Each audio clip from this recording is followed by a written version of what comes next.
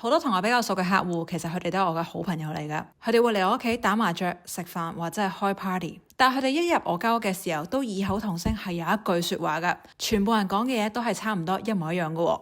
佢哋入嚟我間屋嗰個表情，其實我都係見慣㗎啦。一開始係驚訝，之後呢就係困惑喎，最後忍唔住都係會問我同一個問題。喂 Alison， 你而家都有咁多層樓啦，點解你仲係住喺呢啲咁嘅地方嘅？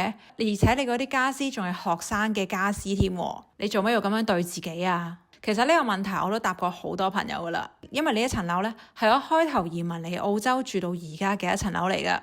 所以我今時今日同我開頭移民嚟澳洲嘅時候嘅財政狀況改善咗好多啊，但係暫時呢一刻我都冇諗住要去搬嘅。唔係因為我買唔起幾百萬嘅大 house， 而係我覺得身為90後年輕係我嘅優勢，我應該要用盡自己嘅優勢，喺呢一個殘酷嘅財富遊戲之中，盡可能令到自己成為勝利者。而我今集亦都會同大家分享我嘅思路，仲有帶大家睇下我而家住嘅地方係點樣嘅。